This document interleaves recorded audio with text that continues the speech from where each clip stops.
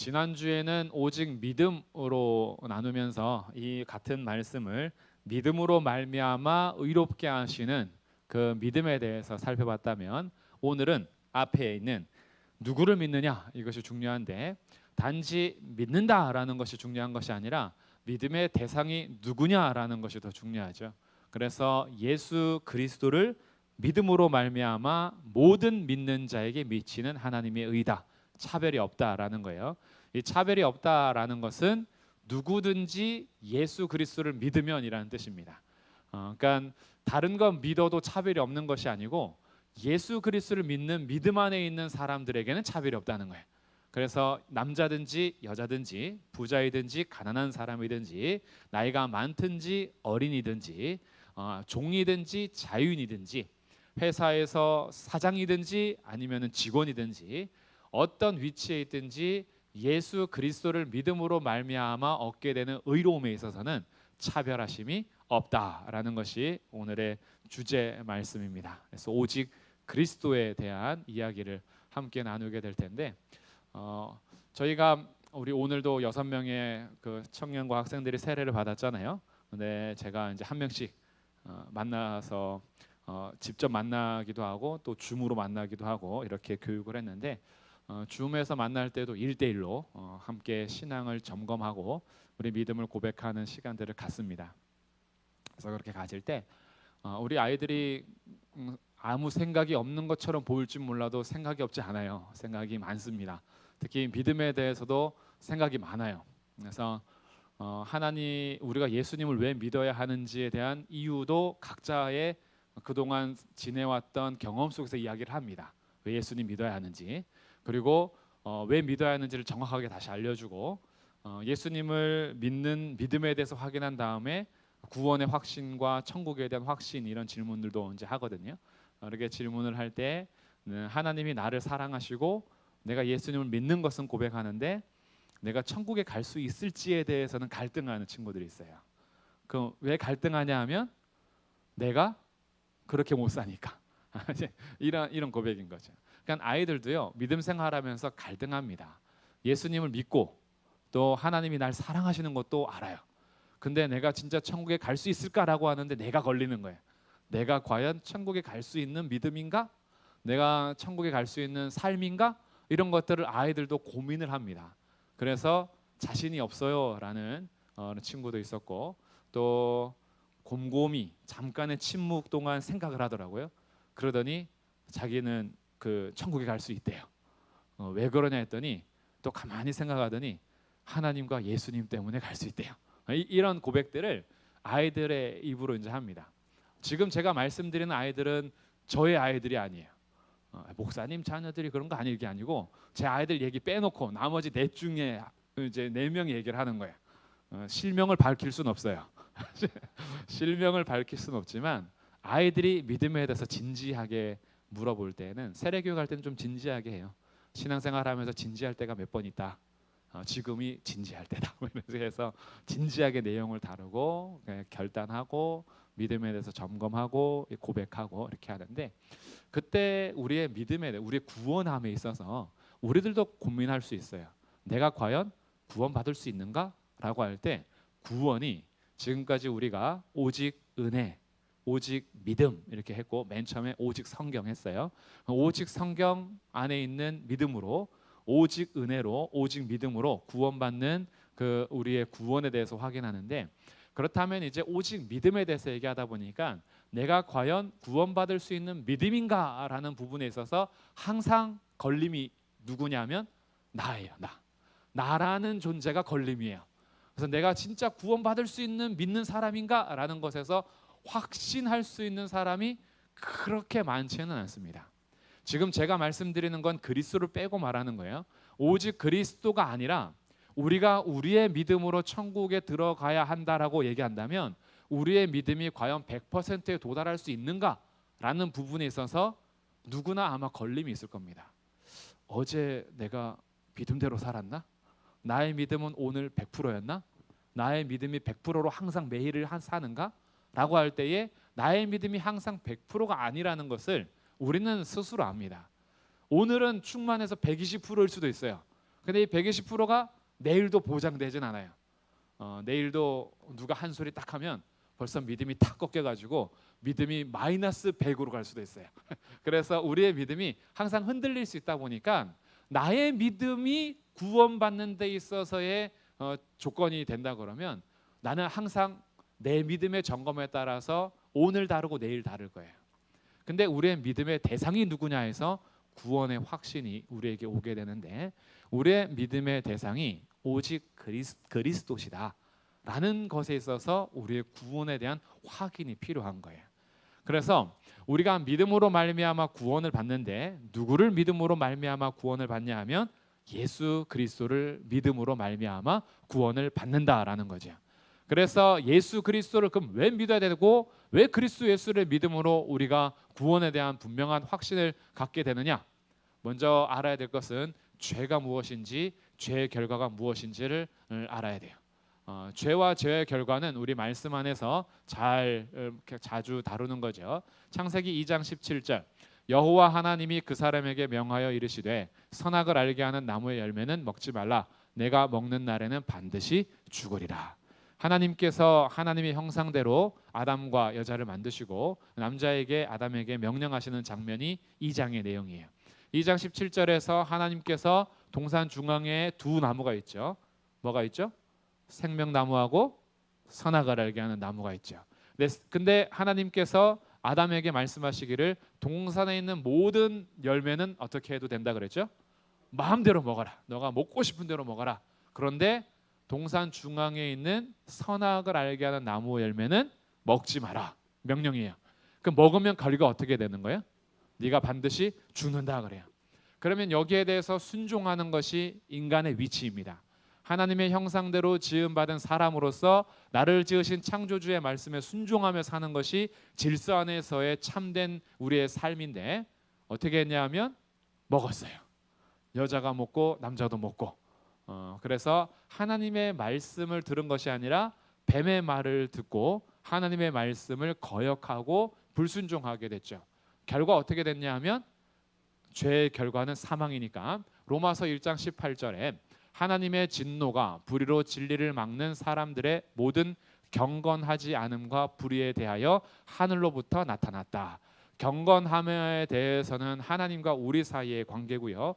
불의라는 것은 사람과의 관계 속에서 나타나는 윤리와 도덕을 다 포함하는 겁니다. 그러니 우리의 삶이 하나님과의 관계에서도 경건하지 않고 인간 사회 삶에서도 의롭지 않고, 이런 것에 대해서 하나님은 심판과 진노를 나타내게 됩니다. 로마서 3장 23절, 모든 사람이 죄를 범하였음에 하나님의 영광에 이르지 못했다. 이제 우리의 존재는 하나님의 영광을 드러낼 수 있는 가장 멋진 존재였는데, 이제 우리가 어떻게 살아도 그 영광에 도달할 수가 없어요. 하나님의 영광이라는 것이 어느 정도의 귀한 것이냐를 잘 모르기 때문에 하나님의 영광에 이르지 못한다라는 이 죄의 결과가 심각하게 다가오지 않는 경우가 있는데, 이런 거예요. 예를 들어서 저희가 지금 서울에 살잖아요.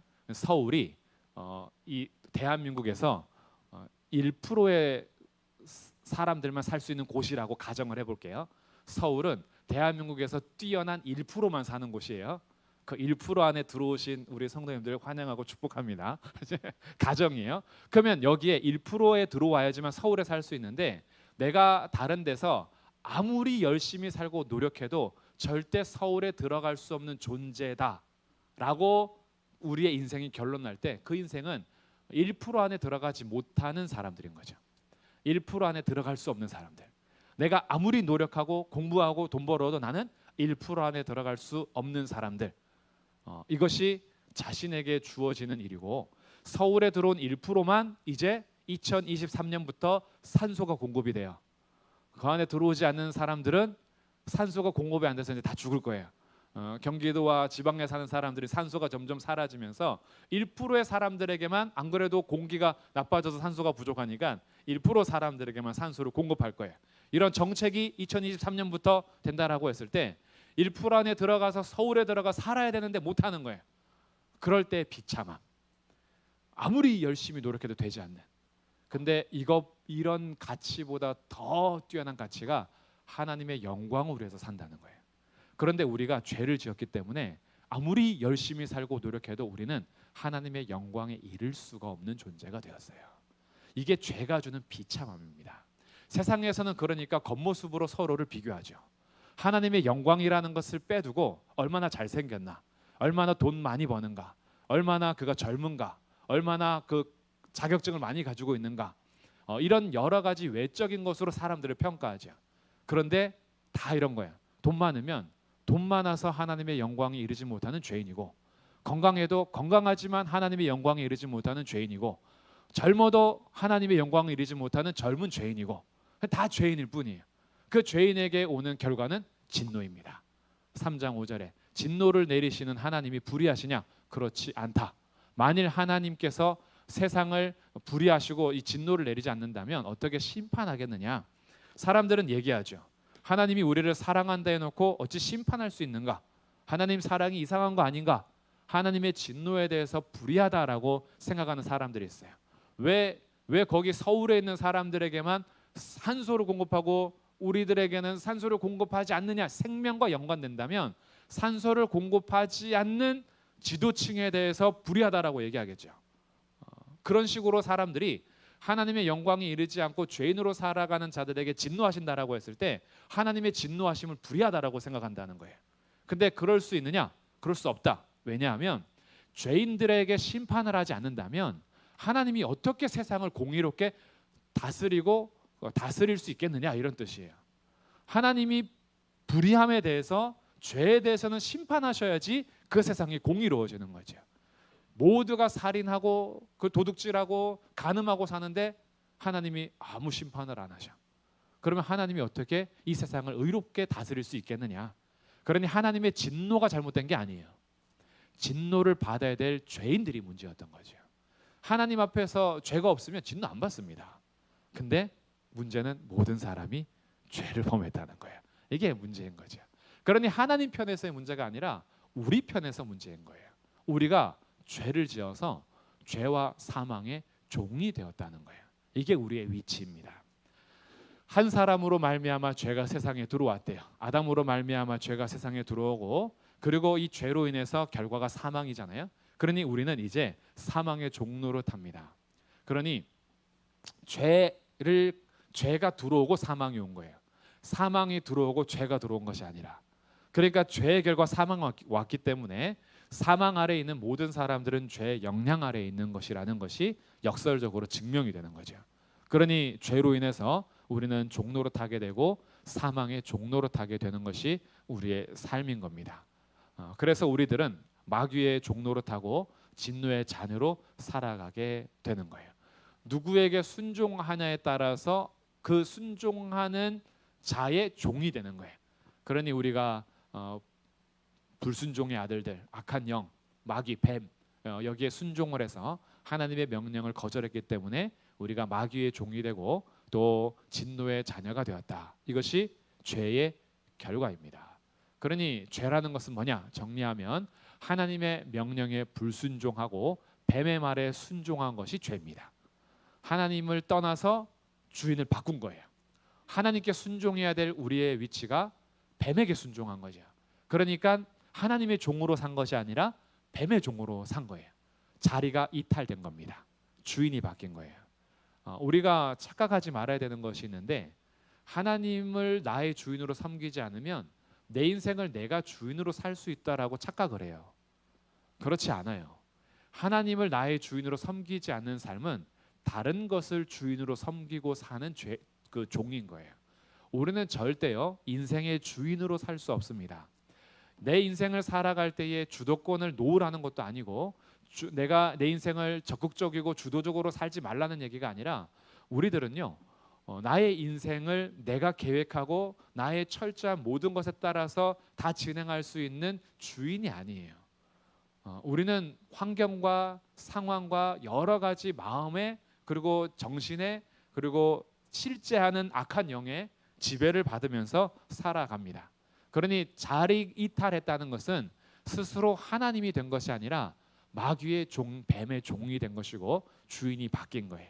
그럼 주인을 바꿨다는 것은 무슨 행위냐 하면 반역 행위입니다. 주인을 바꾼 거예요. 왕을 바꾼 거예요. 내가 하나님이라는 왕을 버리면 내가 왕이 될 줄 알았는데 뱀이라는 왕을 섬기는 위치가 된 거예요. 왕을 바꿔버린 거예요. 그러니 우리들은 자리를 이탈한 것이고 하나님을 주인으로 섬기지 않고 순종하지 않은 것이 우리의 죄입니다. 그래서 죄의 결과 우리는 하나님의 영광에 이를 수도 없고 죄인으로서 진노의 자녀가 되는데, 그러면 돌아가야 돼요. 이제 주인 뱀을 섬기는 것이 아니라 다시 하나님을 섬기는 자리로 돌아가야 하는데, 돌아갈 수 있냐 하면 돌아갈 수가 없어요. 이제 우리 마음대로 그런 거 있잖아요. 들어올 때 네 마음대로 들어와도 나갈 때는 네 마음대로 못 나가, 이런 것처럼 주인을 바꿀 때는 네 마음대로 바꿔서도 다시 하나님께로 돌아갈 때는 돌아갈 수 없어요. 억지로 돌아간다 해도 심판만 기다릴 뿐입니다. 내가 누구를 섬길 것이나 왕을 딱 버리고 그리고 다른 왕을 섬기기 위해서 할 때는 역적이 되는 거죠. 역모를 한 겁니다. 그럼 내가 역모를 꿈꾼 다음에 다시 돌아가면 사형이에요. 돌아갈 수도 없고 돌아가봐야 심판인 거죠. 이것이 우리의 위치인데, 이 죄의 문제를 해결하는 것이 그럼 우리 인생의 근본적인 문제라는 거예요. 과연 이 죄의 해결이 가능한가? 가능하려면 조건들이 있습니다. 해결을 위한 조건 첫 번째는 나를 대신해서 죽을 생명이 필요해요. 죄인의 죄값이 사망이기 때문에 누군가가 대신 죽어야 하고, 그 죽어야 하는 사람은 동물이면 안 돼요. 사람이어야죠. 코끼리가 아무리 덩치가 커도 나를 대신해서 죽어봐야 코끼리이고 나는 사람이에요. 아무리 기린이 목이 길고 눈썹이 예뻐도 기린이 죽으면 그냥 기린이 죽은 거지 나를 대신할 수는 없어요. 사람의 가치와 동물의 가치는 바꿀래야 바꿀 수가 없습니다. 사람의 영혼은 천하보다 귀해요. 그렇기 때문에 천하하고도 바꿀 수 있는 것이 아니에요. 사람의 존재에 대해서 생명을 대신 치르려면 똑같은 가치인 사람이 필요합니다. 근데 그 사람이 죄가 있으면 안 돼요. 제가 우리 권사님들 위해서 죽어봐야 지 죄로 죽은 거예요. 제가 절대 권사님들 대신해서 죽을 수가 없어요. 우리 똑같은 죄인이기 때문에. 그래서 사람이긴 한데 죄가 없는 사람이어야 하고요. 더 심각한 것은 우리끼리의 의가 아니라 하나님의 의를 만족시켜야 돼요. 왜냐하면 용서할 당사자는 우리끼리 합의 보는 것이 아니라 진노하신 하나님이 이제 만족하셔야 되는 거예요. 진노를 내리시는 분이 하나님이니까. 그러니까 하나님의 의를 만족하는 자여야 하는데, 하나님의 의를 만족할 수 있는 것은 피조물은 안 돼요.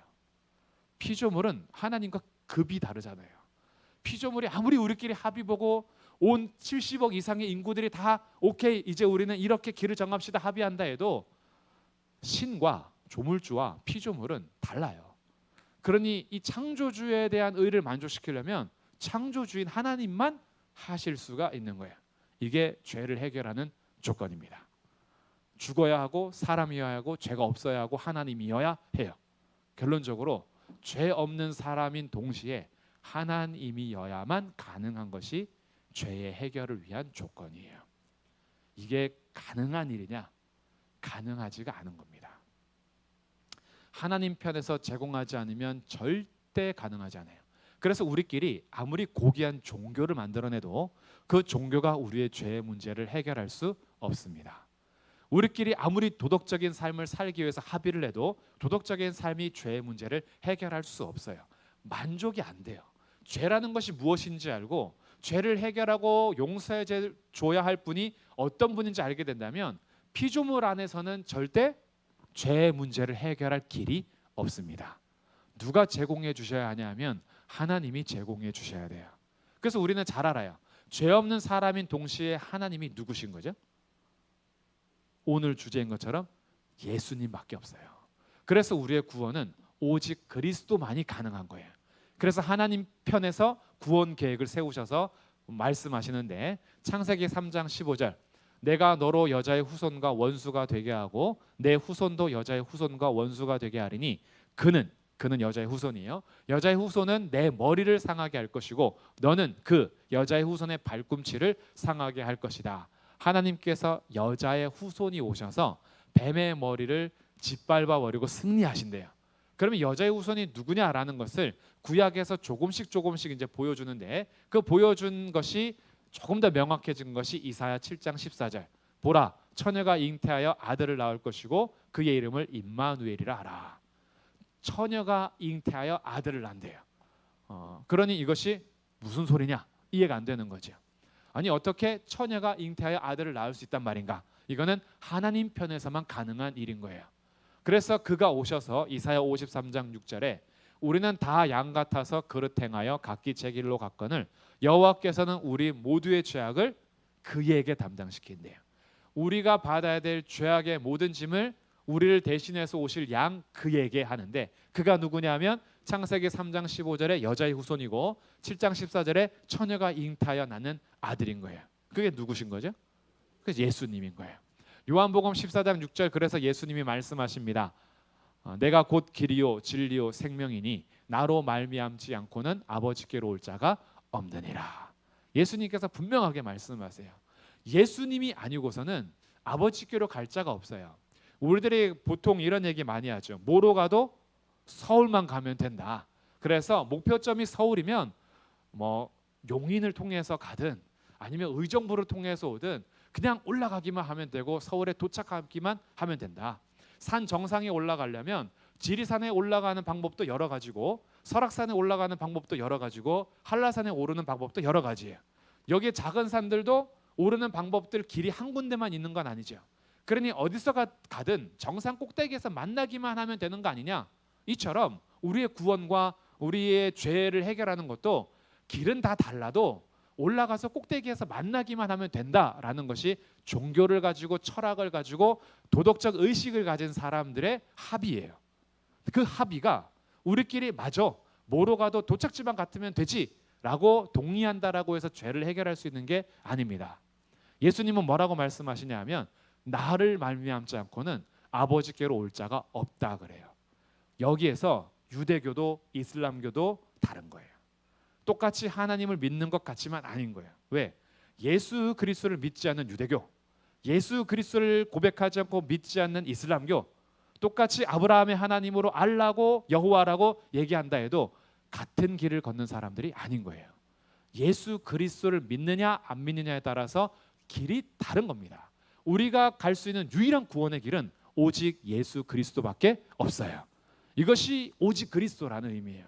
그래서 히브리서 10장 19절 20절 우리가 예수의 피를 힘입어 성소에 들어갈 담력을 얻었다. 그냥 예수님이 존재 자체로가 아니라 그분이 오셔서 하신 일이 있어요. 그분이 우리를 위해서 자신의 모든 피를 쏟으시고 나를 대신하여 죽으셨어요. 그 죽음, 사람으로 오신 하나님, 그분이 오셔서 나의 생명을 대신하여 죽으심으로 우리의 죄값을 해결하신 거죠. 그래서 우리들은 성소에 들어갈 참된 특권을 얻게 되는데 이 특권이 담력이라는 뜻이에요. 우리에게 진짜 VIP만 갈 수 있는 표를 얻게 됐는데 이 표가 뭐냐면 예수의 피인 거예요. 오직 보혈의 능력으로만 가능한 일이에요. 오직 예수 그리스도께서 죽으심으로만 열린 길이 바로 우리 구원의 길이라는 거예요. 그래서 그 길이 뭐냐면 우리를 위하여 휘장 가운데 열어놓으신 새로운 살길, 이전에 없었던 길이에요. 예수님께서 십자가에서 죽으시기 전에는 없었던 길, 그 길을 우리에게 주셨는데 자기의 육체를 깨뜨리시고 죽으심으로 열어놓으신 이 길로만 우리가 구원을 받게 되는 겁니다. 그래서 그리스도께서 오셔서 하신 모든 일이 다 우리의 구원을 위한 길이었어요. 그래서 오늘 읽었던 말씀이 등장하는 거예요. 우리 다시 한번 22절 말씀 3장 22절 읽어보겠습니다. 시작. 곧 예수 그리스도를 믿음으로 말미암아 모든 믿는 자에게 미치는 하나님의 의인이 차별이 없느니라. 아멘. 누구든지요. 이전에 어떤 죄인의 삶을 살았든지 이전에 어떤 모습으로 살았든지 예수 그리스도를 믿음으로 말미암아 의롭게 되는 데는 차별이 없습니다. 이것이 하나님께서 주시는 구원의 길인 거예요.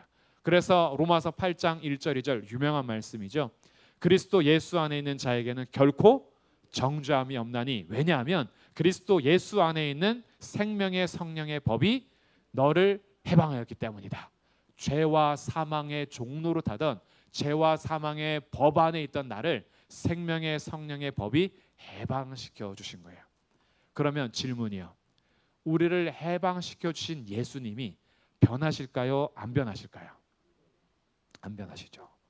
우리의 믿음은 점점 자라나기도 하고 때로는 우리의 믿음이 좀 떨어지기도 해요.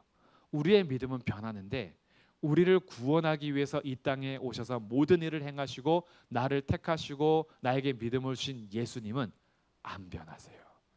그래서 우리의 믿음이 누구에게 달려 있는 거냐 하면 변하지 않고 신실하신 예수님 안에 있는 거예요. 그래서 예수님 안에 붙어 있는 것이 우리의 믿음인 거예요. 내가 나의 믿음의 결과로 얻어내는 것이 아니라 예수 그리스도로 인해서 우리에게 주신 믿음으로 말미암아 얻게 된 것이 구원인 거예요. 그래서 이 구원은 흔들리지 않는 거예요. 조금 차이가 있는 거예요. 내가 내 믿음의 결과로 얻어낸 것이라면 내 믿음의 행동에 따라서 결과가 달라질 수 있어요. 매일매일. 그런데 변하지 않은 예수 그리스도께서 주신 믿음으로 말미암아 얻는 의라면 변하지 않고 신실하신 믿음의 대상자인 예수님이 우리를 붙잡아 주시기 때문에 우리의 구원은 결코 흔들리지 않는 거예요. 그래서 죄와 사망에게 종로로 타지 않게 하고 하나님의 자녀로 의의 종으로 살게 하셨습니다. 그래서 구원받기 전에는요, 죄를 짓기 싫어도 죄의 종로로 타기 때문에 죄를 지을 수밖에 없는 죄인으로 살아요. 그런데 예수님을 믿음으로 말미암아 의인이 된 성도들은요, 죄와 싸울 수 있어요.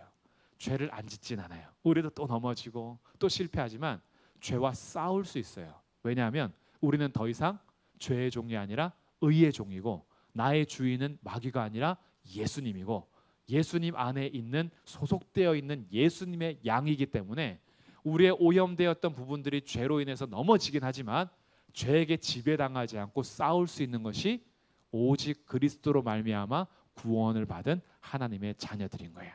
그래서 오늘 네 번째 시간 오직 그리스도다라는 거예요. 그래서 우리 세례받는 아이들도 이런 고민을 할 때 있었어요. 내가 내 믿음이 좀 부족해서요 라고 했을 때 이런 예화를 들어서 설명해 주었습니다. 엄마 아빠 보기에 내가 완벽한 자녀는 아니지 않니?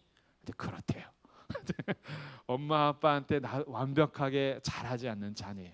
그렇다라고 해서 아빠 엄마가 호적에서 파니?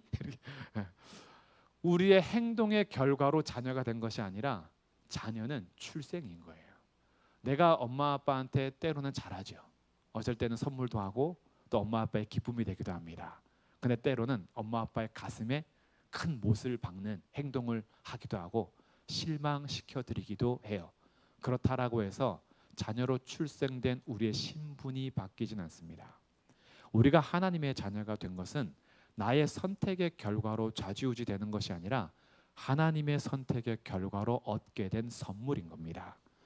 그래서 우리가 세례를 받게 되고 믿음을 고백할 수 있는 것은 나로부터 출발하는 것이 아니라 하나님으로부터 출발하는 것이기 때문에 하나님이 날 사랑하시고 내가 하나님을 믿는다는 그 진심은 나의 행동의 결과로 온 것이 아니라 하나님 주신 선물이기 때문에 그 믿음은 진짜고 그 믿음 안에 있는 너는 하나님의 자녀인 것이 흔들리지 않아 라고 설명해 주니까 조금 이해를 하고 그리고 다시 질문했을 때 구원의 확신과 천국에 대한 이유에 대해서 분명하게 말하는 우리 학생들도 있었습니다. 그리고 정말 고민하면서 내가 하나님과 예수님 때문에 구원받을 수 있음에 대해서 확인하는 자리가 되기도 했고요. 그래서 저희들이 이제 유아 세례를 하지 않잖아요. 저희는 이제 어느 정도 나이가 됐을 때 침례식을 하게 되는데 여기에서 중요한 것은 내 믿음의 고백도 되게 중요한데 내 믿음의 고백보다 중요하게 확인하는 것이 뭐냐 하면 이 믿음을 고백할 수 있게 하신 하나님의 은혜를 경험하는 것이 세례식인 거예요. 그래서 이 세례가 일생에 한 번 나의 삶에 너무 귀한 거예요. 야, 내가 뭐라고 나 같은 죄인이 예수님을 믿는다고 고백할 수 있었단 말인가. 이런 나 같은 죄인에게 이 귀한 선물을 주셨고 예수님의 은혜 받은 자로서 하나님 자녀가 된 것이구나. 그래서 내가 믿음을 고백했다라는 이것보다 더 중요한 것은 이거 되게 중요한 거예요. 제가 강조점을 옮기다 보니까 그런 건데 내가 예수님 믿습니다라는 신앙 고백 그리고 결단 굉장히 중요합니다. 근데 신앙 고백과 결단에 앞서 하나님이 나에게 주신 은혜 이것을 잊지 않을 때 오늘도 이 세례식이 하나님의 은혜를 찬미하는 자리가 되고 매주 성찬을 통해서 하나님의 은혜를 찬양할 수 있게 되는 거예요. 그래서 나의 구원이 다른 어떤 것으로 된 것이 아니라 오직 그리스도로 말미암아 된 것이다. 이것을 함께 믿음 안에서 확인하시고 오직 그리스도 예수님께 참여할 수 있는 우리의 삶이 되기를 주님의 이름으로 축복합니다. 마지막 정리예요. 오늘의 내용은 모든 사람은 죄인이라는 것이고요. 죄와 사망과 마귀에게 종노릇하며 진노의 자녀로서 마땅히 심판을 받아야 하지만 오직 그리스도 예수께서 오셔서 우리의 죄를 완전하게 해결해 주셨습니다. 완전하게 해결해 주셨다는 게 중요한 거예요. 예수님이 십자가에서 죽으셨지만 다른 것이 남아있지 않아요. 오직 그리스도께서 십자가에서 다 이루어 주셨습니다. 예수님이 십자가에서 죽으신 것도 맞지만 그래도 우리가 죄를 해결하기 위해서 뭔가 더 해야 되지 않을까요? 아니에요. 완전히 해결해 주셨어요. 이게 오직 그리스도를 믿는 우리의 신앙이고요. 그렇기 때문에 우리의 구원은 오직 그리스도로만 가능한 일이고 오직 예수님만이 우리의 길과 진리와 생명이 되십니다.